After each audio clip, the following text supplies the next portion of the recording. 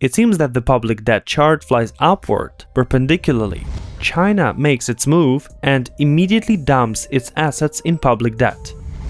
Inflation is everywhere, and the story with the dollar is similar. It used to cost quite a lot. Now the fall in prices, for which there is a recession in the economy, has reached the United States. Glad to welcome you to the Coin Post channel.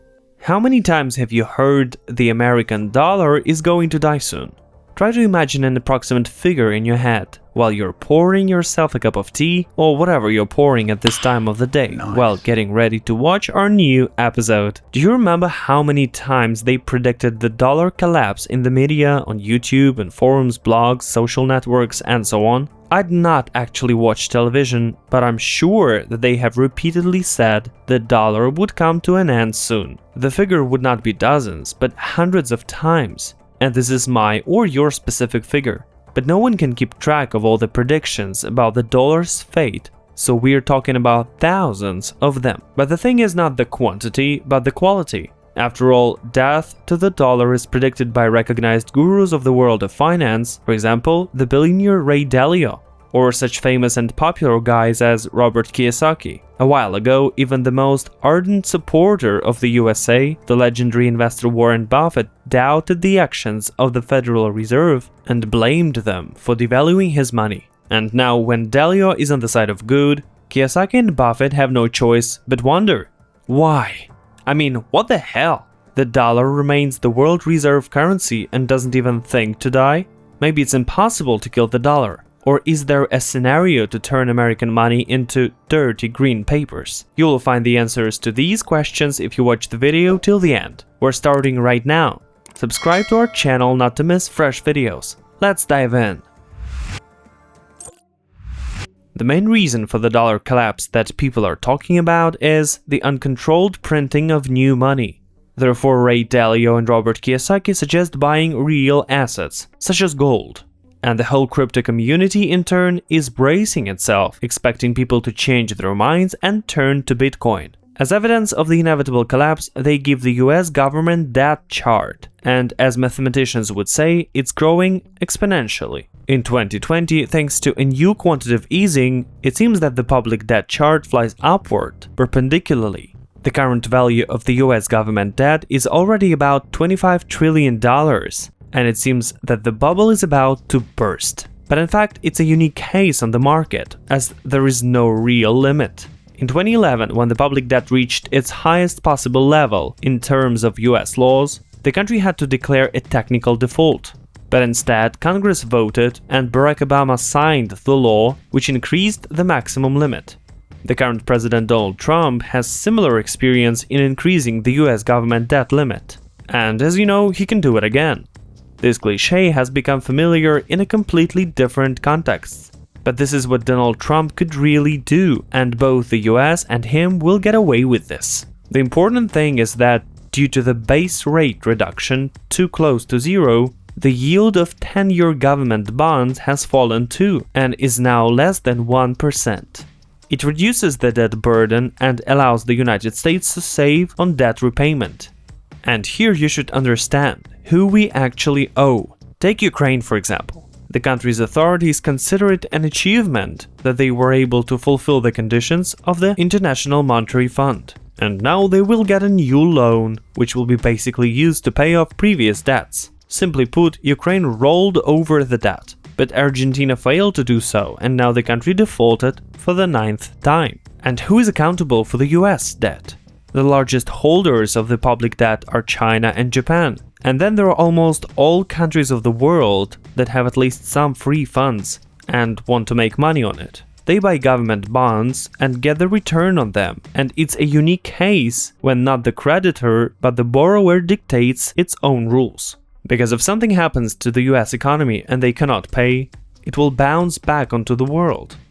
So, in theory, there is a hypothetical scenario where China makes its move and immediately dumps its assets in public debt. In reality, it's gonna hurt them because the Fed can redeem everything quickly, but the Chinese economy is going to be struck by losing profits.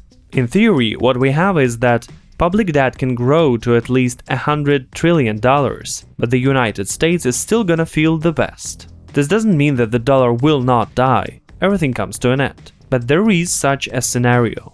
But to explain it, let's first talk about inflation.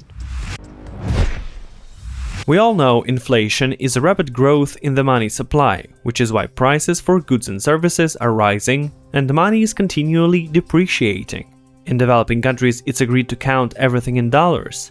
About 10 years ago, $100 was a significant amount. 5 years ago, it was something noticeable, and now it's only enough to do the shopping.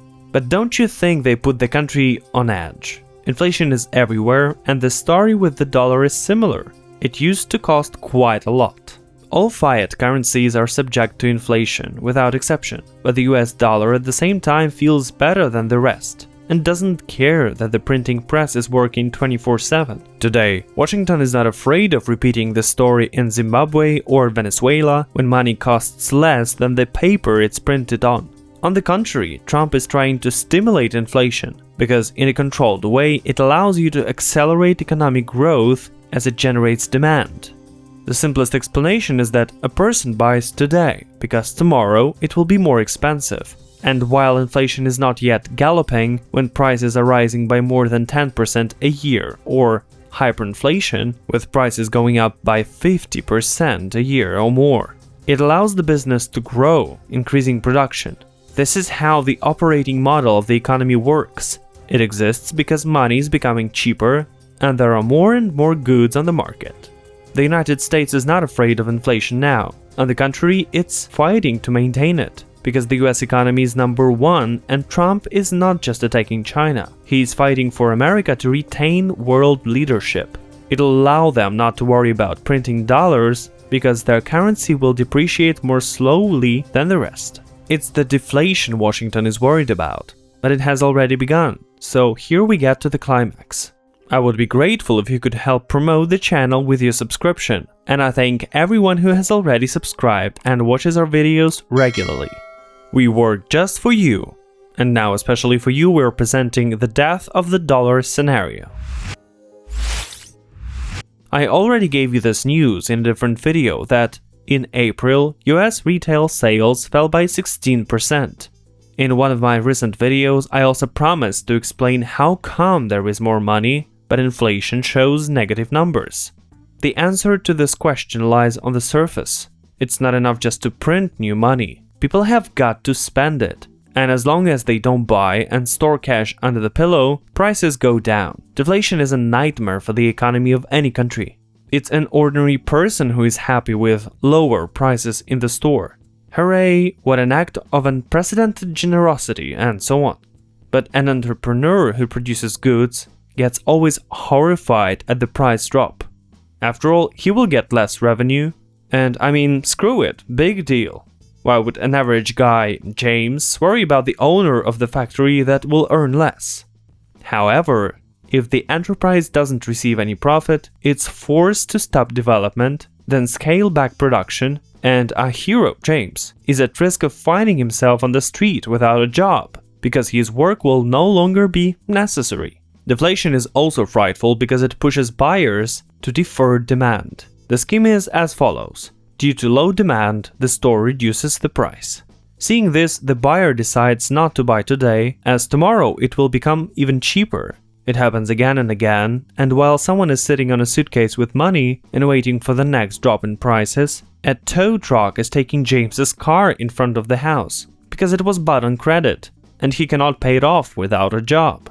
Since the 90s, Japan has been fighting deflation and so far has been losing this battle. Now the fall in prices, for which there is a recession in the economy, has reached the United States. These processes intensified as a result of the pandemic, when the world view of many people changed, and they realized that you couldn't live without savings. Then you have to rely only on the support from the state. And even though they hand out helicopter money in America, they do not fulfill their primary function. They don't stimulate demand, and prices begin to fall.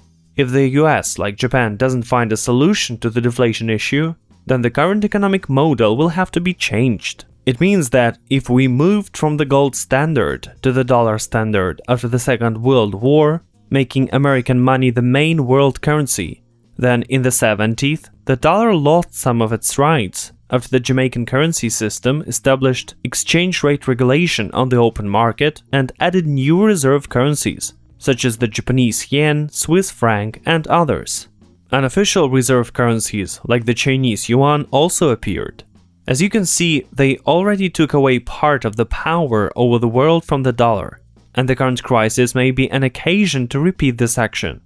Previously, the USA would always successfully come out of any financial crisis and even get ahead, but now more than ever, there are high chances it could go wrong. And if they don't kill the dollar, then it gets bitten. I thank you all for watching this video till the end.